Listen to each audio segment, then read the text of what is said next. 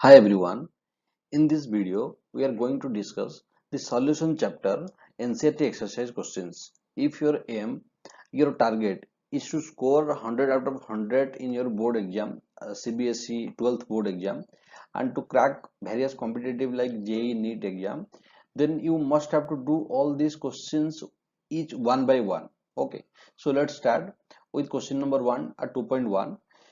So here the question is, define the term solution. Okay, so this is your solution chapter. You must have to know what do you mean by solution. How many types of solutions are formed? तो यहाँ पे अगर हम देखेंगे तो generally हम जानते हैं कि 3 टाइप का सॉल्यूशन होता है हमारा, 3 टाइप्स ऑफ सॉल्यूशन, ठीक है ना। तो सॉलिड टाइप का सॉल्यूशन, लिक्विड और गैस, लेकिन किसमें क्या मिलने से तुम्हारा क्या बनता है, ठीक है ना। तो जनरली अगर हम बात करेंगे 3 टाइप का, तुम स्टेट और मैटर बोल सकते हो, और जनरली 3 टाइप का सॉल्यूशन भी बोल सकते हो। For example liquid solution, gaseous solution and you can say solid solution. लेकिन जनरल अगर हम बात करेंगे तो एक्चुअली वो 9 टाइप्स का सॉल्यूशन होता है। तो थोड़ा सा हम देखेंगे कि कौन सा सॉल्यूशन होता है। तो सी हियर, सॉल्यूशन क्या है? Solution is a homogeneous mixture of 2 or more chemically non-reacting substances. These are must be non-reacting.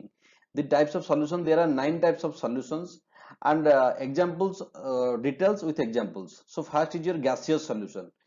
Gas in gas, that means your solvent is gas. You know solution are made up of 2 types, 2 components. One is your solvent, another is your solute. So if solvent is gas and solute also is gas, both are gases. So for example your air mixture, air, अगर हम बोलेंगे कि air, तो air का क्या क्या mixture है, वहां पे ऑक्सीजन गैस है, नाइट्रोजन गैस है, helium, argon, water vapour also vapour form में होता है। तो गैस में गैस डिजोल्व होता है और गैस में गैस सॉल्यूशन होता है। तो gas in gas, that means वहां पे सॉल्वेंट भी गैस और सॉलिड भी तुम्हारा गैस है। तो गैसियस सॉल्यूशन में गैस इन गैस आ जाता है। Liquid in gas, for example gas तुम्हारे पास है, लिक्विड वहां पे ऑब्जर्व होगा और लिक्विड वहां पे डिजल होकर रहेगा। फॉर एग्जांपल वाटर वेपर, तो वाटर वेपर तुम सोच लो, अभी हमारे एटमॉस्फेयर में, एयर में बहुत सारा वाटर वेपर भी है। तो वाटर वेपर कौन सा फॉर्म में है? गैसियस फॉर्म में है। तो जो गैसियस फॉर्म में है, दैट मींस वो गैस में, एयर में, वाटर फॉर्म में है और लिक्विड फॉर्म में है। तो वो गैसियस सॉल्यूशन है, नो डाउट। लेकिन वाटर वेपर अगर बात करेंगे तो वो गैस में है, that means liquid in gas, obviously you can say. Similarly, third is your solid in gas. Solid in gas, you know camphor. Camphor is a sublimate substance. That means it can convert into solid, directly solid to gaseous state. अगर तुम camphor को बाहर रख दोगे थोड़े time के लिए, तो रूम टेम्परेचर, मतलब it is enough to changes it states from solid state to gaseous state. तो कैंफर ऑटोमेटिक क्या हो जाएगा? गैस में कन्वर्ट हो जाएगा। तो camphor vapour in N2 gas, that means obviously solid. और smoke we can say. So these are all the examples of gaseous solution, and gaseous solutions are of 3 types. Similarly, going for the liquid solution. Liquid solution means gas in liquid, CO2 dissolve in water. For example, हम क्या करेंगे? पानी ले जाएंगे और पानी में क्या करेंगे? थोड़ा सा CO2 गैस को डिजोल्व कर देंगे। तो तुम बोलो ये सॉल्यूशन हो गया। लेकिन सॉल्यूशन कौन सा टाइप का सॉल्यूशन होगा? लिक्विड, गैस इन लिक्विड, ठीक है ना। तो first is your gas in liquid, second is your liquid in liquid, जो कि हम बहुत बार यूज किए हैं हमारा डे टू डे लाइफ में, हम यूज करते हैं। For example ethanol dissolve in water, ethanol को हम वाटर में ऐड कर देंगे। Ethanol also liquid and water also liquid, so liquid in liquid. Solid in liquid, that means general, this is day to day example, sugar dissolved in water or saline water, you can say, you know saline water 0.9% WIV NaCl solution। यहाँ में NaCl होता है ना saline water वगैरह। तो saline में हम solid substance और solid solute और dissolved in liquid solvent। तो sugar, अगर मैं बात करूंगा कि sugar in water, तो water क्या हो गया तुम्हारा? solvent। और योर sugar क्या हो गया? sugar हो गया solute। दैट मीन्स तुम्हारा एक सॉलिड सब्सटेंस और solid component dissolve in liquid, so solid in liquid. Similarly और third is your main, third is your solid solution. तो solid solution, gas in solid, solution of hydrogen in palladium. हम organic में बहुत सारे reaction करेंगे, hydrogenation reaction, catalytic hydrogenation. तो यहाँ पे क्या होता है? पैलाडियम, निकेल या प्लैटिनम, पैलाडियम, प्लैटिनम, निकेल, कोई भी मेटल ले जाएंगे, उसके ऊपर क्या करेंगे? हाइड्रोजन गैस को क्या करेंगे? पुट करेंगे, रिएक्शन करेंगे। That means solid, gas in solid, ठीक है ना। तो ये भी तुम्हारा के सॉल्यूशन का एग्जांपल हो सकता है, gas in solid, solution of hydrogen in palladium. और platinum we can say, platinum भी हो सकता है, निकेल भी हो सकता है। पैलाडियम में अच्छा वाला रिएक्शन होता है, जो कि हम हाइड्रोजनेशन रिएक्शन में, रिडक्शन रिएक्शन में पढ़ेंगे आगे जाके ऑर्गेनिक में। liquid in solid, amalgam. You know amalgam means mercury substance, sodium amalgam, sodium amalgam. You know mercury is your liquid and sodium, obviously sodium is your solid. तो liquid in solid, तो अगर हम sodium अमालगम की बात करेंगे तो ये example होगा लिक्विड इन सॉलिड का। Solid in solid, gold ornament, gold ornament में कॉपर और silver is added with your AU, okay, gold.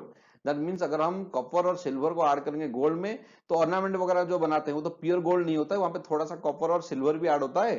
तो गोल्ड ऑर्नामेंट वगैरह में दैट मीन्स सॉलिड तुम्हारा सॉलिड भी है और सॉल्वेंट भी तुम्हारा क्या है, सॉलिड ही है। तो solid in solid, that means these are all the types of your solution. This is your term solution, okay. So define the term solution, how many types of solution, that means 9 type।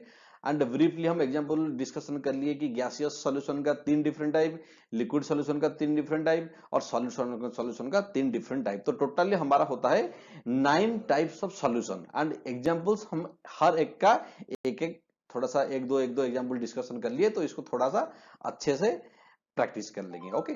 Then move to the next. Okay, so this is your 2.2.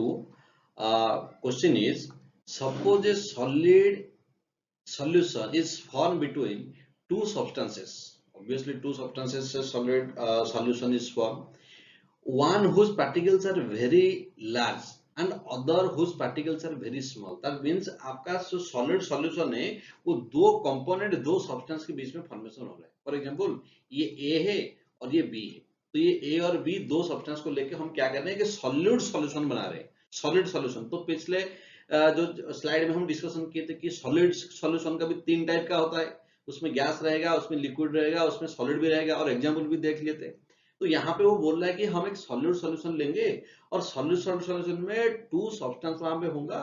तो बोल रहा है कि one whose particles are very large, for example एक का particle बहुत बड़ा है। फॉर एग्जांपल मैं ए का पार्टिकल को बहुत बड़ा ले जा रहा हूं, ठीक है ना, ए का पार्टिकल क्या हुआ, बहुत बड़ा हो गया। And other whose particles are very small, तो बी का पार्टिकल क्या हो गया, सबसे छोटा हो गया। बोल रहा है कि हम दो सब्सटेंस लेंगे और हम सॉलिड सॉल्यूशन बनाएंगे, और सॉलिड सॉल्यूशन में एक का जो साइज होगा वो बहुत लार्ज साइज होगा और एक का साइज क्या होगा, बहुत छोटा होगा, वेरी स्मॉल होगा। What type of solid solution this likely to be, इसका मतलब क्या है, कौन सा टाइप का सॉल्यूशन वो बनेगा, कौन सा टाइप का सॉलिड सॉल्यूशन वो बनेगा। ध्यान दो, यहाँ पे आपका एक D block element, D block elements, तो डी ब्लॉक एलिमेंट चैप्टर का भी ये कॉन्सेप्ट यहाँ पे एप्लीकेबल होगा, तो वहां पे भी ये कॉन्सेप्ट को और एक बार आप पढ़ोगे। तो अगर फॉर एग्जांपल मैं बहुत सारे बहुत बड़ा बड़ा सॉलिड को ले जा रहा हूं, ठीक है ना, तो ये तुम्हारा फर्स्ट ए कंपोनेंट है, ये तुम्हारा क्या है, ए कंपोनेंट है। तो ऑब्वियसली इसका साइज क्या है, बहुत लार्जर है, यू कैन सी इट, और सॉलिड सब्सटेंस है। वो बोल रहा है कि ध्यान दो, अगर सॉलिड को तुम सॉलिड सब्सटेंस को अरेंजमेंट कर रहे हो, पर्टिकुलर अरेंजमेंट में कर रहे हो, उसको क्रिस्टलाइन सॉलिड बोलेंगे, जो कि सॉलिड चैप्टर में है। वो जिस पोजीशन में है, फॉर एग्जांपल ये जो पोजीशन है, दैट मींस जो प्लेस में, जो 3D स्पेस में तुम्हारा ए है, उसको बोलते हैं क्या, यूनिट सेल। यूनिट सेल, इसको ए को बोलते हैं यूनिट सेल, और जिस प्लेस में है उसको बोलते हैं लैटिस पॉइंट, और लैटिस पॉइंट और लैटिस प्लेस। फॉर एग्जाम्पल आपका दीवार, आप रूम में जहां पे बैठे हैं, आपका दीवार है, एक एक ब्रिक कंटिन्यूअस अरेंजमेंट में, रिपीटेड अरेंजमेंट में, पैटर्न में लगाया गया है, इसलिए आपका दीवार बन गया है, आपका वॉल बन गया है। तो वो जो दीवार, वो जो ब्रिक्स लगा है, एक एक ब्रिक्स को आप बोलोगे क्या, आपका यूनिट सेल। और जिस प्लेस में, कहीं फॉर एग्जांपल दीवार को हटा दोगे तो 3D स्पेस में वो है ना अभी, तो जिस स्पेस में आपका ब्रिक्स लगा है उसको बोलते हैं लैटिस प्लेस और लैटिस पोजीशन बोलेंगे, ठीक है ना। तो लैटिस पोजीशन अगर ए का अरेंजमेंट हो गया, ये देखो आपको एक थोड़ा सा हल्का सा स्पेस मिल जाएगा, यहाँ पे एक हल्का सा स्पेस यहाँ पे मिल रहा है, ठीक है ना। दैट मीन्स इसको बोलते हैं क्या, इसको बोलते हैं होल्स और वॉइड, इसको क्या बोलते हैं, वॉइड, ठीक है ना। तो ये आपका सॉलिड चैप्टर का है, तो थोड़ा सा डिस्कशन कर लिया, क्योंकि यहाँ पे ये कॉन्सेप्ट एप्लीकेबल है। तो अगर आपका एक पार्टिकल, सॉलिड पार्टिकल बहुत लार्ज साइज है, फॉर एग्जांपल उसका अरेंजमेंट मैंने कर लिया, तो ए इस टाइप का अरेंजमेंट, बहुत सारे अरेंजमेंट ए, बहुत सारे मॉलिक्यूल यहाँ पे होंगे, ठीक है ना। तो इनके बीच में जो स्पेस आपको नजर आ रहा है, ये जो स्पेस है ना, इसको क्या बोलते हैं, वॉइड्स, वॉइड्स और होल्स। इसका साइज तो बहुत छोटा है। वो बोल रहा है कि जो छोटा पार्टिकल और जो छोटा पार्टिकल लोगे तो कौन सा टाइप का सॉल्यूशन बन जाएगा, कौन सा टाइप का सॉल्यूशन बनेगा। देखो यहाँ पे जो बी है इसका साइज इतना छोटा होगा, ये इसके अंदर ट्रैप होकर रह सकता है। बात को समझो अच्छे से। फॉर एग्जाम्पल आपके पास बहुत बड़ा बड़ा मॉलिक्यूल है ए का, तो ए के between between 4a or between a molecules there are some sorts of space. These are called voids, and these voids are enough to trap the molecules of B. तो molecule of B को वो क्या कर सकता है कि trap करके रख सकता है, ठीक है ना। तो जब B molecule यहाँ पे ट्रैप हो जाएंगे, ये जो स्पेस है B molecule आके अगर रह जाएंगे तो इसको बोलते हैं क्या, इंटरस्टिशियल सॉलिड। इंटरस्टिशियल सॉलिड, जो कि हम डी ब्लॉक में अच्छे से डिस्कशन करेंगे कि डी ब्लॉक एलिमेंट का एक अच्छा कैरेक्टरिस्टिक्स है कि this can form interstitial compound. तो इंटरस्टिशियल सॉलिड और इंटरस्टिशियल कंपाउंड क्या है, when very smaller molecules or very smaller atoms are entrapped in the voids of lattice space. lattice space में जो void होगा, जो होल होगा, उसमें क्या होगा, छोटा छोटा मॉलिक्यूल आके क्या करेंगे, ट्रैप होकर रह जाएंगे, तो उसको बोलते हैं इंटरस्टिशियल सॉलिड। तो यहाँ पे वही बोला जा रहा है कि सॉलिड सॉल्यूशन एक का साइज बहुत बड़ा है और एक का साइज क्या है, बहुत छोटा है, तो कौन सा टाइप का सॉलिड सॉल्यूशन बनाएंगे, तो बनाएंगे कि इंटरस्टिशियल सॉलिड बनाएंगे। You can see here the solution is likely to form interstitial solid solution. तो interstitial is important. That means अगर आपके पास बहुत बड़ा बड़ा मॉलिक्यूल A का होंगे, you have a large size of A molecule, and you can see here some sorts of voids are there. Voids are there. If voids or holes, smaller molecules, these smaller molecules are trapped within this molecule. तो ये छोटा छोटा molecule क्या करेंगे, यहाँ पे for example B छोटा छोटा मॉलिक्यूल यहाँ पे ट्रैप हो गए, तो इसको क्या बोलते हैं, इंटरस्टिशियल सॉलिड बोलेंगे। That means this the right answer is your interstitial solid compounds. Then move to the next 2.3. Okay, so this is your 2.3 questions. Define the following term: mole fraction, molarity and mass percentage. I hope कि आप सब इस concept के बारे में सब जानते हैं, क्योंकि सॉल्यूशन चैप्टर आप अगर एनसीईआरटी एक्सरसाइज कर रहे हैं तो डेफिनेटली आप सबको ये सारा मतलब जो टर्म है वो आपको आना चाहिए, ठीक है ना। तो यहाँ पे फिर भी और एक बार डिस्कशन कर लेते हैं। देखो मोल फ्रैक्शन, अगर मोल फ्रैक्शन आपको बोला जा रहा है, फ्रैक्शन मतलब क्या है, that means numerator divide by denominator एक फ्रैक्शन होता है, और ये मोल का फ्रैक्शन है, उसका मतलब क्या है, मोल फ्रैक्शन, दैट मींस ये मोल ऊपर में रहेगा और डिनोमिनेटर में क्या रहेगा, मोल रहेगा, इसको तो बोलते हैं मोल फ्रैक्शन ना। तो मोल फ्रैक्शन, तो अगर हम बात करेंगे कि मोल फ्रैक्शन, देखो मोल फ्रैक्शन मतलब मोल डिवाइड, ऑब्वियसली मोल का ही फ्रैक्शन होगा, तो मोल बाय मोल, उसका मतलब क्या है, फॉर एग्जांपल मैं ले रहा हूं H2 1 मोल प्लस O2 2 मोल। तो अगर मैं पूछूंगा कि what is the mole fraction of H2, mole fraction को हम सिंबलाइज करते हैं काय, दैट मींस काय H2। काय H2 मतलब जिसका मोल फ्रैक्शन पूछा जा रहा है उसका नंबर ऑफ मोल्स को ऊपर में रख दो, तो H2 का नंबर ऑफ मोल्स कितना है, 1 mole, divide by total number of moles. तो टोटल नंबर ऑफ मोल कितना है, कितना कंपोनेंट है, पहले देखो, अगर 2 कंपोनेंट है तो सबको ऐड कर दो, 3 होगा तो 3 को ऐड कर दो, तो 1 + 1 1 + 2 यहाँ पे 3 मोल, दैट मींस यहाँ पे 1/3, तो 1/3 क्या हो गया, मोल fraction of H2। Similarly mole fraction of O2, if question is asked like this, तो mole fraction of O2 means O2 का पूछा जा रहा है, क्या है ऑफ O2, O2 मींस जिसका पूछा जा रहा है उसको क्या करोगे, न्यूमरेटर साइड में रखेंगे, तो ऑक्सीजन का नंबर ऑफ मोल्स कितना है, 2 mole, that means here 2 mole divide by total number of moles 3 mole, that means ये this is also here 2/3।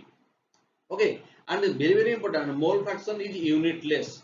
Mole fraction is unitless. Why mole fraction is unitless? Because you can see here mole fraction means we are dividing 2 moles, numerator side also moles and denominator side also we are putting the mole value. That's why mole divided by mole cancel out each other, so mole fraction is your unitless. So you can see here mole fraction is defined as the ratio of number of moles of a solid to the number of moles of the solution. That means if A is the number of moles of solute, for example A हमारे पास है और B है, तो 2 component है हमारे solution में, तो A एक कंपोनेंट है और B एक कंपोनेंट है। For example number of moles of A है तुम्हारा Na और number of moles of B है तुम्हारा Nb, तो तुम्हारा number of moles, mole fraction of A क्या बोला जाएगा, जिसका पूछा जा रहा है उसको क्या करेंगे, उसका नंबर ऑफ मोल्स को ऊपर रखेंगे divide by total number of moles, that means chi A equal to Na divided by total number of moles, that means Na plus Nb. Similarly, mole fraction of Chi B solvent, for example B is your solvent, तो Chi B अगर पूछा जाएगा that means जिसका पूछा जा रहा है उसका नंबर ऑफ मोल्स को ऊपर में रखेंगे, तो number of moles that means Nb divided by Na plus Nb, that means this is your number of moles. So it is very interesting to note that if there are two components or many more components and you are adding the mole fraction of all the components, you are adding mole fraction of all the components, you will get 1. See here, chi A plus chi B. So here two components, for example mole fraction of A is chi A and mole fraction of B is chi B. So you are adding mole fraction of all the components. So mole fraction of A is Na divided by Na plus Nb, and the mole fraction of B is Nb divided by Na plus Nb. So if you are adding all these two, then you will get, you can see here 1. Okay. So similarly, if chi A plus chi B equal to 1, if you have already calculated chi A, then how to find out chi B? That means chi B equal to 1 minus chi A. Just subtract from 1, then you will get your mole fraction of another component. So this is all about your mole fraction. Then molality, you all know molality. फिर भी और एक बार discussion कर लेंगे यहाँ पे. तो molality is your, it is defined as the number of moles of a solute present in 1 kg of solvent. Number of moles of solute, you know number of moles of solute given mass by molar mass. Number of moles equal to given mass by molar mass. So number of moles of solute you have to calculate. Then weight of the solvent or mass of the solvent in a kg. It is very interesting to note that if it is in gram, you have to multiply 1000 in the numerator side. अगर आपका ग्राम में question में given है और maximum time question ग्राम में ही देता है, तो आप क्या करोगे, ऊपर में 1000 मल्टीप्लाई करेंगे, इसको भूलेंगे नहीं, ठीक है ना. तो मोलालिटी क्या होगा, number of moles of solute divide by mass of solvent in KG. You can see. And between molarity, you know molarity and molality, which is the better way to the expression of the concentration term. See, concentration term means nothing but your molarity, normality, formality, all these things. These are concentration term. Okay. So molality भी एक concentration term है, molarity भी एक concentration term है. तो यहाँ पे आपका मोलालिटी में एक्सप्रेशन करना मतलब बेटर वे है या मोलारिटी में एक्सप्रेस करना बेटर वे है. So you can see here, तो मैं यहाँ पे नोट करके यहाँ पे मेंशन कर दिया हूँ. So molality is considered better way of expressing concentration of solute. तो मतलब जो मोलालिटी है, मोलालिटी को हम ज्यादा अच्छा मानते हैं, better way of expression of the concentration term. Why? Because you can see here molality does not change with change in temperature. अगर आप टेम्परेचर को चेंज करोगे तो आपका मोलालिटी चेंज नहीं होगा. क्यों? क्योंकि मोलालिटी किसके साथ रिलेटेड है, देखो मास of solvent, weight of solvent के साथ रिलेटेड है. तो since mass of solvent does not very with temperature, तो आपके पास फॉर एग्जांपल मोलारिटी में देखो, मोलारिटी तुम्हारा डेफिनेशन क्या है, number of moles of solute by volume of solution in litre. तो मोलारिटी, ये वाला पॉइंट और ये वाला पॉइंट को थोड़ा सा अच्छे से मार्क करो. यहाँ पे न्यूमरेटर साइड में number of moles of solute, here also molarity, number of moles of solute. But in the denominator side नीचे आप देखो कि यहाँ पे weight of solvent, mass of solvent है, लेकिन यहाँ पे क्या है, वॉल्यूम ऑफ सॉल्वेंट. तो अगर तुम टेम्परेचर को इंक्रीज करोगे तो तुम्हारा वॉल्यूम भी चेंज हो जाएगा, लेकिन मास कभी चेंज नहीं होता है. दैट मीन्स तुम्हारा मास नेवर चेंज और mass does not change with change in temperature. अगर मास चेंज नहीं होगा, वेट चेंज नहीं होगा, तो मोलालिटी भी चेंज नहीं होगा. That means molality is independent with temperature. Molality तुम्हारा इंडिपेंडेंट है टेम्परेचर के साथ, लेकिन मोलारिटी डिपेंडेंट है. अगर तुम टेम्परेचर को इधर उधर कर दिए बाय चांस, देन डेफिनेटली आपका मोलारिटी भी चेंज हो जाएगा. So this is all about your molality and molarity. तो मोलालिटी हम क्या बोलेंगे, मोलालिटी को molality number of moles of solute by mass of solvent in KG. और अगर ग्राम होगा तो हम क्या करेंगे, ऊपर में 1000 मल्टीप्लाई करेंगे. मोलारिटी अगर पूछा जा रहा है तो molarity number of moles of solute by volume of solution in litre. Similarly volume of solution अगर मिलीलीटर में दिया होगा तो हम क्या करेंगे, ऊपर में 1000 मल्टीप्लाई करेंगे. So can write down here molarity. तो मोलारिटी क्या है, number of moles of solute, number of moles of solute. So number of moles of solute you can calculate it from this formula. You can calculate given mass by molar mass divided by volume of solution in milliliter. If given, then you have to multiply 1000 in the numerator side. तो इसको थोड़ा सा ध्यान में रखेंगे, millilitre में दिया है ना लीटर में दिया है. If liter is given, no need to multiply. If kg is given in case of molarity, no need to multiply. But if gram and milliliter is given, you must have to multiply 1000. Okay. Then your mass percentage. So mass percentage, the amount of solute in gram present in 100 gram of solution. It is very very important. बच्चे यहाँ पे गलती करते हैं कि mass percentage पे. For example, आपको पूछा जा रहा है कि 5% of glucose, 5% of glucose, उसका मतलब क्या है? इसका मतलब ये क्या है कि इसका मतलब है कि 5 ग्राम of glucose, obviously W, 5 gram of glucose in 100 gram of solution. It is very very important, not 100 gram of solvent, 100 gram of solution. So mass percentage क्या है? This is the amount of solute in gram present in 100 gram of solution. इसको solution को इसको थोड़ा सा ध्यान में रखेंगे. और इसका फॉर्मूला क्या है? mass of solute by mass of solution into 100. तो अगर 5% ग्लूकोज बोला जा रहा है तो इसको कैसे डिकोड करोगे? That means 5 gram of glucose in 100 gram of solution. Similarly, for example 10% of sucrose, 10% of sucrose. What is the meaning of this? That means 10 gram of sucrose, 10 gram of sucrose in 100 gram of solution, ना कि solvent. बार बार इसलिए mention कर रहा हूं, 100 gram of solution. फिर तुम यहां पे सॉल्वेंट को माइनस करके निकाल सकते हो. तुम्हारा ये हो गया सॉल्यूट, ये हो गया सॉल्यूशन. तो mass of solvent you can calculate from solution mass minus solute mass. इसको थोड़ा सा ध्यान देंगे. यहाँ पे मास परसेंटेज में divide by 100 gram of solution लेते हैं, ठीक है ना? इसको थोड़ा सा ध्यान में रखेंगे. Okay, so in question 2.4, the question is concentrated nitric acid. Okay, your HNO3 used in laboratory work with 68% nitric acid by mass. तो यहाँ पे आपको जो क्वेश्चन में गिवन है 68% HNO3 बाय मास, इसका मतलब पहले समझ में आना चाहिए, ठीक है ना? इतना अगर समझ में आ गया तो क्वेश्चन सॉल्व हो जाएगा. क्वेश्चन ज्यादा कुछ मतलब बड़ी चीज नहीं है, क्वेश्चन बहुत इजी है, लेकिन यहाँ पे 68% HNO3 बाय मास आपको समझना इंपॉर्टेंट है. तो परसेंटेज बाय मास हम प्रीवियस स्लाइड में देख रहे थे. तो परसेंटेज बाय मास में बोल रहा था कि अगर 5% आपको बोला जा रहा है, that means 5 gram of solute in 100 gram of solution. Okay, solution is more important. तो यहाँ पे इसको मैं डिकोड करके लिख सकता हूँ 68 ग्राम. इसको मैं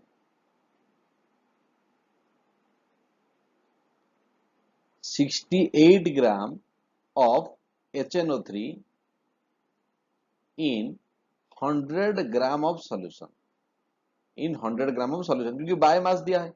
तो बाय मास दिया है मतलब हम मास में ही मेंशन करेंगे. तो 68% मतलब 100 gram of HNO3 in 100 gram of solution. तो 100 ग्राम ऑफ सॉल्यूशन हम बनाएंगे, उसमें 68 ग्राम का HNO3 डालेंगे, तो उस सॉल्यूशन को हम बोलेंगे 68% नाइट्रिक एसिड बाय मास. तो क्या पूछा है? What should be the molarity. आपको मोलारिटी पूछा है. अब such sample if density of the solution. देखो मोलारिटी क्या है, तो आपके पास जो मोलारिटी का फॉर्मूला हम देख रहे थे, मोलारिटी क्या है? Number of moles, number of moles of solute by volume of solution in millilitre. अगर मिलीलीटर होगा तो ऊपर में क्या करेंगे? 1000 मल्टीप्लाई कर देंगे. अगर लीटर होता तो मल्टीप्लाई नहीं करते. तो number of moles of solute, फिर number of moles of solute क्या है? Number of moles equal to given mass of solute by molar mass of solute. अभी बात है कि number of moles of solute पहले निकाल लो. तो number of moles of solute, number of moles of solute given mass, कितना mass का तुम्हारा सॉल्यूट दिया है, HNO3 कितना ग्राम का है? 68. मोलर मास HNO3 का हम निकाल सकते हैं. That means 68 divide by molar mass of HNO3 निकाल देंगे. अभी आ रहा है कि volume of solution in millilitre. अभी हमारे पास वॉल्यूम ऑफ सॉल्यूशन है क्या? नहीं है. हमारे पास मास ऑफ सॉल्यूशन है. क्वेश्चन में तुम्हें दे दिया कि 168% नाइट्रिक एसिड मतलब 68 gram of HNO3 in 100 gram of solution. That means आपको सॉल्यूशन का मास दे दिया है. तो सॉल्यूशन का मास दिया है, लेकिन हमें चाहिए क्या? वॉल्यूम चाहिए. हमें मालूम है कि यहाँ पे क्लियरली मेंशन करना पड़ेगा कि density of solution equal to density, we know density equal to mass by volume. So mass of solution by volume of solution. तो इसको अगर वॉल्यूम ऑफ सॉल्यूशन को हमें इधर ले जाऊं तो डेंसिटी ऑफ सॉल्यूशन नीचे आ जाएगा. तो वॉल्यूम ऑफ सॉल्यूशन क्या हो जाएगा? Mass of solution by density of solution. Mass of solution question में हम डिकोड करके मिल गया कि 100 ग्राम. डेंसिटी आपको मालूम है, तो अगर ये सब मालूम है तो हम आराम से निकाल सकते हैं. तो you can see here, so mass of HNO3 ये 68 ग्राम, क्वेश्चन में जो 68% दिया है उसके हिसाब से. Then molar mass, अब you can calculate also molar mass of HNO3 will be 63 gram mole inverse. So what is the number of moles of HNO3? Number of moles of HNO3, you will get your 100 given mass, not 100, your 68 obviously. तो ये 68 gram by molar मास 63, तो ये हमारा आ गया क्या, number of moles of solute. फिर volume of solution कैसे निकालेंगे, मास of solution by density of solution. अभी मास ऑफ सॉल्यूशन कितना है, 100 ग्राम, क्योंकि 68% नाइट्रिक एसिड मतलब है तुम्हारा क्या, 68 gram of HNO3 in 100 gram of solution, 100 gram of solution. तो सॉल्यूशन के प्लेस में, मास ऑफ सॉल्यूशन के प्लेस में we have to put 100 gram. Then density of solution question is given 1.504, तो you will get your 66.5 millilitre, और you can also convert into litre. हम अगर 1000 multiply नहीं करेंगे तो मोलारिटी क्या है, मोलारिटी है नंबर ऑफ मोल्स, तो नंबर ऑफ मोल्स क्या है, given mass by molar mass, that means given मास तुम्हारा कितना है 68, मोलर मास कितना है 63। तो वॉल्यूम सॉल्यूशन इन लीटर आपको मिल गया है, वॉल्यूम ऑफ सॉल्यूशन। देखो हमारे पास यहाँ पे क्वेश्चन में क्या था, सिंपल मोलारिटी, क्लास 11 का क्वेश्चन है ये, क्लास 11 में ये मोलारिटी दिया होगा, मोलारिटी निकालते हैं, इस टाइप का क्वेश्चन है। आपको मास ऑफ सॉल्यूशन दे दिया है, so from mass of solution you have to calculate what is the volume of solution, then just put the value of volume of solution, then volume of solution value put कर देंगे, then you will get your 16.23 molarity, so this will be your right answer. Okay, so move to question number 2.5. So 2.5 question is, a solution of glucose in water is labeled as 10% W by W. What is the meaning of 10%? So here same things again comes here. So 10% W by W. That means I have already told you 10% means 10% of glucose. 10% of glucose. That means 10 gram of glucose in 100 gram of solution, 100 gram of solution. तो यहाँ पे आपको 10 ग्राम का glucose दिया जा रहा है, तो 100 ग्राम का आप एक सॉल्यूशन बनाएंगे और 10 ग्राम ग्लूकोज उसमें रहेगा। What would be the molality and mole fraction, तो यहाँ पे मोलालिटी आपको पूछ लिया, फिर मोल फ्रैक्शन भी पूछ लिया, और डेंसिटी देके मोलालिटी भी पूछ लिया। दैट मीन्स यहाँ पे 3 चीज आपको पूछ लिया है, तो इसको थोड़ा सा ध्यान में रखेंगे तो कैसे कैसे होगा। तो 10 gram of glucose in 100 gram of solution, तो नंबर मास ऑफ ग्लूकोज क्या हो जाएगा, mass of glucose, so mass of glucose means your 10 gram. अगर आपको पूछा जाएगा कि मास ऑफ सॉल्वेंट और mass of water, we can say obviously generally we are taking solvent water as solvent, तो मास ऑफ सॉल्वेंट तुम्हारा solution का mass है 100 ग्राम, सो फ्रॉम 10% से हमको मिल गया कि 10 gram of glucose in 100 gram of solution. तो 100 ग्राम ऑफ अगर सॉल्यूशन हो गया और 10 ग्राम सॉल्यूट, दैट मींस ग्लूकोज हो गया 10 ग्राम का, तो मास ऑफ सॉल्वेंट क्या हो जाएगा, mass of solvent means mass of water क्या हो जाएगा 100 माइनस 10, दैट मींस योर 90 ग्राम। तो आपके पास जो मास ऑफ ग्लूकोज है वो है 10 ग्राम का, और जो मास ऑफ वाटर है वो है 90 ग्राम का। तो you can easily calculate molality. तो मोलालिटी का फॉर्मूला आपके पास क्या है, molality equal to number of moles of solute, number of moles of solute by mass of solvent in kg, mass of solvent in kg. If gram is given, then obviously we have to multiply 1000 in the numerator side. So number of moles of glucose, number of moles of solute, I have already told you number of moles, how to calculate number of moles, given mass of solute by molar mass of solute. So given mass of solute is given as your 10 gram, and molar mass of glucose, glucose is your C6H12O6, and its molar mass is your 180 gram per mole. That means number of moles of solute I can put 10 given mass by molar mass 180 divided by mass of solvent your 90 gram, so 90 gram into 1000, then you will get your molality. आपको molality यहाँ पे मिल जाएगा। फिर पूछा है molarity, फिर पूछा है आपका मोल फ्रैक्शन, तो यहाँ पे मैं ऑलरेडी कर लिया हूं पहले से, इसे थोड़ा सा देख लो। तो आपको 10% W आपको दे दिया है, that means 10 gram of glucose in 90 gram of water, तो टोटल सॉल्यूशन का मास हो गया 100 ग्राम, तो ग्लूकोज का मास हो गया 10 ग्राम और 90 ग्राम हो गया आपका वाटर का। तो molar mass of glucose you know 180 gram and molar mass of water is 18 gram, तो 10 gram of glucose that means 10 divide by 180, तो आपको आ गया क्या, number of moles of glucose. फिर 90 gram of water, 90 gram of water means आपको number of moles you have to also calculate, that means 90 gram of water means what is the number of moles of water. तो given mass by molar mass, water का mass है आपका 90 ग्राम, molar mass उसका है 18, तो 90 divide by 18 your 5 mole. Then molality. Molality means number of moles of solute, that means glucose, into 1000 divided by mass of solvent in gram. Then you will put all this value, then you will get your molality. Okay. Then how to find out the mole fraction? तो mole fraction अगर आपको काय glucose निकालना है, तो काय glucose मतलब मैं आपको बोला था कि कैसे निकालेंगे, तो जिसका मोल फ्रैक्शन पूछा जा रहा है उसका न्यूमरेटर साइड में रखेंगे और डिनोमिनेटर साइड में आपको टोटल नंबर ऑफ मोल्स को रखना है। तो अगर आप काय glucose mole fraction of each component, mole fraction of each component आपको पूछा है, दैट मींस खाली ग्लूकोज का निकाल के नहीं छोड़ेंगे, ग्लूकोज का भी निकालेंगे, वाटर का भी निकालेंगे। तो mole fraction of glucose that means काय गैस इक्वल टू ऊपर में रखेंगे या number of moles of glucose divided by total number of moles of glucose. तो number of moles of glucose आपको already you have calculated 0.0555 moles divided by total number of moles. So water is your 5 mole and glucose is your 0.0555. Then you will calculate and solve, you will get 0.01. Similarly, mole fraction of water. If mole fraction of water you are calculating, then mole fraction of water काय water equal to जिसका निकाल रहे हैं उसका ऊपर में रखेंगे, तो number of moles of water को ऊपर रख दिया divided by total number of moles, and also we have calculated this value as this method, mole fraction of water equal to 1 minus mole fraction of glucose. तो वही तो आ रहा है ना, तो इसको सॉल्व करने के बाद आपका आ जाएगा 0.99।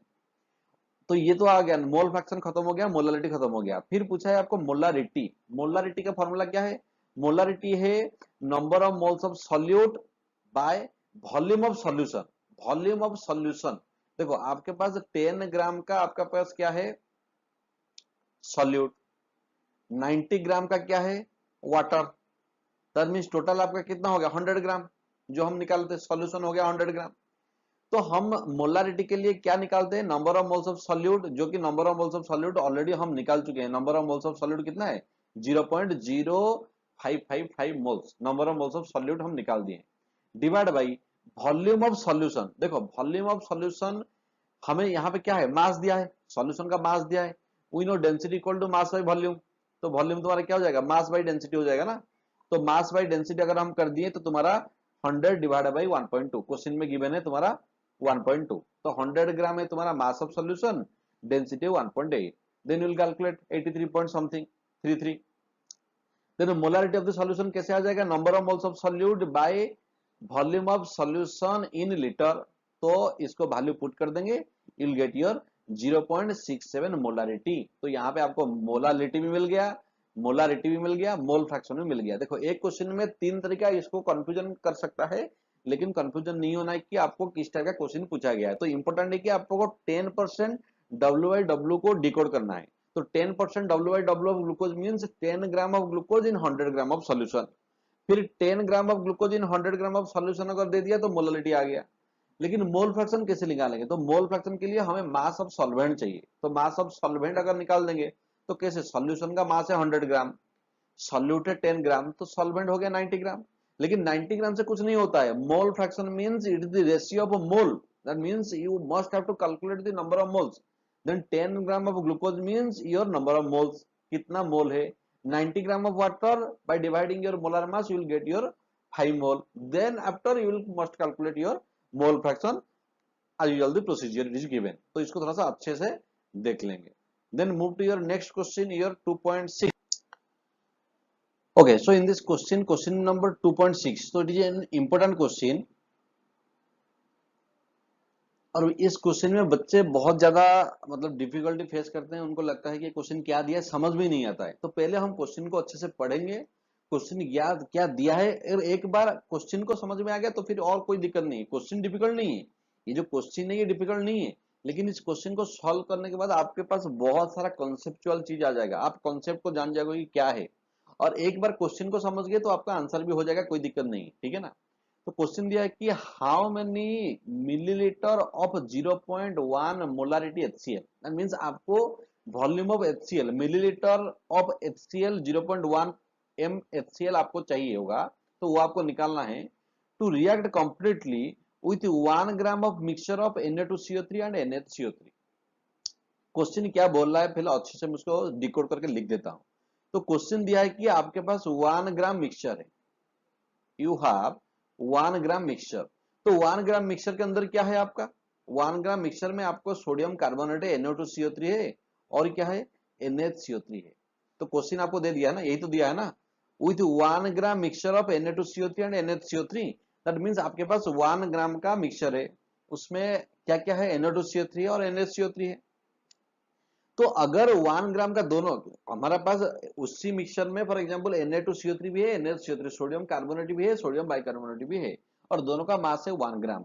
तो मैं यहां पे लिख सकता हूं late mass of Na2CO3, NO2CO3 का मास को मैं x मान लेता हूं, ठीक है ना। तो तुम खुद बोलो, तो mass of NH CO3 sodium bicarbonate क्या हो जाएगा अभी, क्योंकि दोनों को मिला के तुम्हारा 1 ग्राम है, मैं एक को x मान लूं तो दूसरा क्या हो जाएगा x 1/1 माइनस x ग्राम हो जाएगा, ठीक है ना। तो तुम्हारे पास क्वेश्चन दिया है कि 1 ग्राम का मिक्सचर है, तो Na2CO3 को मैंने x मान लिया, तो NH CO3 क्या हो जाएगा 1 माइनस x हो जाएगा। तो ये तुम्हारा NO2CO3 का मास आ गया और NH CO3 मास आ गया, दोनों को ऐड करो, देखो 1 ग्राम ही आ रहा है। तो क्वेश्चन के हिसाब से कोई गलत नहीं, अभी तक हम सही जा रहे हैं। फिर यहाँ पे दिया है कि कंटेनिंग इक्विमोलर अमाउंट, ये भी इंपोर्टेंट है, ये इंपोर्टेंट पॉइंट है। इक्विमोलर मतलब दोनों का नंबर ऑफ मोल सेम होगा, दैट मींस Na2CO3 का नंबर ऑफ मोल जितना होगा NH CO3 का नंबर ऑफ मोल्स उतना ही होगा, ठीक है ना। तो हमारे पास नंबर ऑफ मोल्स के लिए फॉर्मूला क्या है, हम पहले से डिसाइड किए हैं, नंबर ऑफ मोल्स क्या होगा गिवन मास बाय मोलर मास। देखो ये फॉर्मूला कितना बार आ रहा है, गिवन मास बाय मोलर मास। तो अगर मैं बोलूंगा कि number of moles of Na2CO3, तो ये क्या होगा given mass x by molar mass of Na2CO3। अगर मैं बोलूंगा कि number of moles of NH CO3, NH CO3 तुम्हारा कितना है given mass 1 minus x by molar mass of NH CO3। तो according to the question these are equimolar. Equimolar का मतलब ये जो नंबर ऑफ मोल्स है Na2CO3 का, ये जो मोल्स है तुम्हारा NH CO3 का, दोनों क्या है तुम्हारा इक्वल है। तो इसको अच्छे से देखो, तो calculation of number of moles of component in mixture, first हमने क्या किया x gram of Na2CO3 present in the mixture हमने मान लिया, क्योंकि दोनों का मिक्सचर का तुम्हारा जो है 1 ग्राम है, तो Na2CO3 को मैंने x ग्राम मान लिया। तो अगर x ग्राम मान लिया तो NH CO3 कितना ग्राम हो गया 1 माइनस x हो गया, कोई दिक्कत नहीं है इसमें। Molar mass of Na2CO3 you will calculate, you will get your 106 gram mole inverse 106। Molar mass of NH CO3 your 84 ग्राम, ठीक है ना। मोलर मास हम कैलकुलेशन कर सकते हैं, कोई दिक्कत नहीं। तो x ग्राम अगर Na2CO3 हुआ तो number of moles of Na2CO3 कितना होगा, number of moles of Na2CO3, that means you will get your x divide by given mass by molar mass, that means given mass of Na2CO3 x, molar mass of Na2CO3 106। Then number of moles of NH CO3, NH CO3 का given mass कितना है 1 minus x, given mass तो 1 minus x है ना, तो molar मास कितना है तुम्हारा 84, that means 1 minus x divide by 84। तो according to question both are equimolar, ये इंपॉर्टेंट है, बोथ आर इक्विमोलर। अगर इक्विमोलर हुआ दैट मींस Na2CO3 का number of moles is equal to your NH CO3 का नंबर ऑफ मोल्स। तो फिर इसको क्रॉस मल्टीप्लाई कर देंगे, ये 84 से ये मल्टीप्लाई हो जाएगा और ये क्या होगा इसमें मल्टीप्लाई हो जाएगा, तो you will get your x को वैल्यू को निकाल देंगे, आपका क्या आ जाएगा 0.558 ग्राम। 0.558 ग्राम का मतलब क्या है, तो ये है तुम्हारा मास ऑफ x लिए थे ना, x निकला तो मास ऑफ Na2CO3, तो आपका Na2CO3 का मास आ गया, that means number of moles क्या होगा, अगर मास आ गया तो given mass by molar mass, that means your 0.558 divided by 106 molar mass, then you will get 0.00526, that means आपको number of moles of Na2CO3 आ गया। फिर अगर आपको पूछा जाए कि number of moles of NH CO3, देखो NH CO3 क्या था गिवन मास क्या था 1 माइनस x, तो x तो आपको आ गया, that means 1 minus x given mass by molar मास 84। देखो दोनों इक्वल ही आ रहा है, क्यों, क्योंकि क्वेश्चन में ऑलरेडी गिवन है कि बोथ आर इक्विमोलर, इसीलिए दोनों का क्या आ रहा है नंबर ऑफ मोल्स इक्वल आ रहा है। तो अभी तक क्वेश्चन सॉल्व नहीं हुआ है, तो अभी आगे हम बढ़ रहे हैं। तो हमने क्या किया 1 ग्राम मिक्सचर दिया है, 1 ग्राम मिक्सचर को हमने थोड़ा सा डिकोड करके Na2CO3 को x मान लिया और इसको 1 माइनस x मान लिया। फिर इक्विमोलर मिक्सचर दिया है, तो अगर इक्विमोलर मिक्सचर दिया है that means x divided by 106 equal to 1 minus x divided by 84। फिर इसको सॉल्व करके आप क्या कहें नंबर ऑफ मोल्स निकाल लिए, जो कि दोनों का इक्वल आएगा क्योंकि तुम्हारा इक्विमोलर है। फिर नेक्स्ट फेज में हम चलते हैं।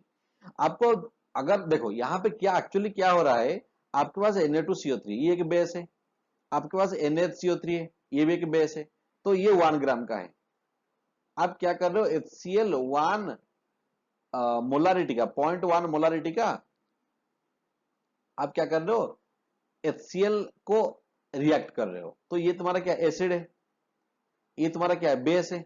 तो एसिड प्लस बेस मतलब तुम्हारा क्या होगा, न्यूट्रलाइजेशन रिएक्शन होगा। दैट मींस तुम्हारा सॉल्ट प्लस वाटर बनेगा। तो वो बोल रहा है कि कितना वॉल्यूम 1 ग्राम Na2CO3 और NaCO3 लेने पर कितना वॉल्यूम का तुम्हारा HCl चाहिए होगा, वो निकाल के दो। क्वेश्चन को पहले अच्छे से सुन लो। क्वेश्चन दिया है कि 1 ग्राम का Na2CO3 NaCO3 तुम्हारे पास है, तुम वो 0.1 m HCl के साथ उसको रिएक्ट कर रहे हो, तो रिएक्ट करने पर तुम्हारा कितना वॉल्यूम चाहिए होगा।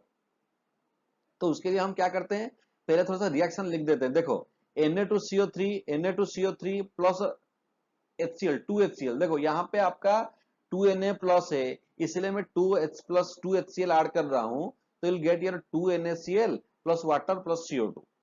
तो ये तुम्हारा फाइनल रिएक्शन है। तुम्हारा Na2CO3 जब HCl के साथ रिएक्शन करेगा तो ऑब्वियसली सॉल्ट बनाएगा प्लस वाटर बनाएगा प्लस कार्बन डाइऑक्साइड बनेगा। ऑब्वियसली H2CO3 बनाता है, वो ब्रेक होके H2O प्लस CO2 बना देगा। तो अभी बात है कि इस क्वेश्चन को थोड़ा सा अच्छे से देखो, इस रिएक्शन को, ये वाला रिएक्शन को। यहाँ पे दिया है कि तुम्हारा 1 मोल, ये तुम्हारा Na2CO3 क्या है, कोफिशिएंट कुछ नहीं है, दैट मींस 1 मोल है। तो 1 मोल Na2CO3 react with 2 mole of HCl। 1 mole of Na2CO3 react with 2 mole of HCl। तो तुम्हारे पास I can write down here 1 mole of Na2CO3 needs 2 mole of HCl from the reaction। Reaction से हमें मालूम चल रहा है कि 1 मोल Na2CO3 के लिए 2 मोल HCl आपको चाहिए, लेकिन हमारे पास Na2CO3 कितना है, इतना मोल का है ना। तो इतना मोल, 1 मोल के लिए 2 मोल HCl, तो इतना मोल के लिए कितना मोल HCl चाहिए होगा, इतना मोल ऑफ HCl चाहिए होगा। 2 इंटू 1 मोल के लिए 2 मोल HCl चाहिए। 0.00526 मोल ऑफ Na2CO3 के लिए 2 इंटू 0.00526 मोल चाहिए होगा। सिमिलरली अगर हम बात करेंगे NaCO3, रिएक्शन देख लो, NaCO3 plus HCl gives NaCl plus water plus CO2। इस रिएक्शन को अगर अच्छे से देखेंगे, बैलेंस्ड इक्वेशन को देखेंगे, 1 mole of NaCO3 react with 1 mole of HCl। तो I can write down here 1 mole of NaCO3 need 1 mole of HCl। हमारे पास कितना मोल का NaCO3 है, इतना 0.00526। अगर 1 मोल NaCO3 नीड कर रहा है 1 मोल HCl, तो 0.00526 मोल कितना मोल का HCl रिएक्ट करेगा, उतना मोल के साथ, क्योंकि 1 मोल के साथ रिएक्ट कर रहा है। 0.00526 मोल कितना मोल HCl के साथ रिएक्ट करेगा, 0.00526। तो अभी तुम्हारे पास टोटल HCl कितना चाहिए होगा, तो Na2CO3 को न्यूट्रलाइज करने के लिए आपको इतना मोल का HCl चाहिए, फिर NaCO3 को न्यूट्रलाइज करने के लिए इतना मोल का HCl चाहिए। तो टोटल कितना मोल का HCl चाहिए, that means this value plus this value. हमारे पास Na2CO3 1 मोल Na2CO3 को न्यूट्रलाइज करने के लिए जितना मोल HCl चाहिए, 1 मोल NaCO3 को न्यूट्रलाइज करने के लिए जितना मोल चाहिए, तो हियर वी हैव 0.00526। तो 0.00526 Na2CO3 को न्यूट्रलाइज करने के लिए कितना मोल HCl चाहिए, 0.00526 NaCO3 को न्यूट्रलाइज करने के लिए कितना मोल HCl चाहिए, दोनों को ऐड कर देंगे, total amount of HCl needed, total amount of HCl needed. तो ऐड करने पर आपका आ जाएगा कितना, इतना मोल का HCl आपको चाहिए। अभी तक बात क्लियर नहीं हो रहा है, ठीक है ना, क्योंकि हमें क्वेश्चन में वॉल्यूम पूछा गया था, अभी हमने मोल निकाल लिए, इतना मोल का HCl हमें चाहिए। तो 0.1 मोल आपको दिया है, 0.1 m, 0.1 m मतलब क्या है, 0.1 molarity, that means 0.1 mole of 0.1 HCl are present in 1000 millilitre of HCl। तो अगर 0.1 मोलारिटी बोला जा रहा है, that means 0.1 mole in 1000 millilitre में प्रेजेंट है, हम बोल सकते हैं, इसलिए तो 0.1 आया ना। तो इतना मोल का कितना प्रेजेंट होगा हम कैसे निकालेंगे, ठीक है ना। तो हमें मालूम है कि जो मोलारिटी होता है number of moles of solute divide by, molarity होता है number of moles of solute by volume of solution in millilitre, ठीक है ना, और इनटू ऑब्वियसली 1000। तो वॉल्यूम हम कैसे निकालेंगे, तो वॉल्यूम क्या आ जाएगा, इसको क्रॉस मल्टीप्लाई कर दो तो वॉल्यूम आ जाएगा number of moles into 1000 divide by your molarity. तो नंबर ऑफ मोल्स कितना आ गया, ये तुम्हारा नंबर ऑफ मोल्स आ गया, into 1000 divide by molarity 0.1, then you will get your 157.8 millilitre of HCl। That means इतना HCl आपको चाहिए न्यूट्रलाइज करने के लिए 1 gram of NaCO3 and Na2CO3 and both are equimolar. तो इसको थोड़ा सा ध्यान रखेंगे। तो इस वीडियो में हम ये क्वेश्चन अच्छे से देख लिए, नेक्स्ट जो भी हमारा वीडियो आ जाएगा उसमें बाकी क्वेश्चन को हम अच्छे से देख लेंगे, ठीक है ना। तो इस सब क्वेश्चन को अच्छे से थोड़ा सा प्रैक्टिस कर लो, नेक्स्ट क्लास में देखते हैं।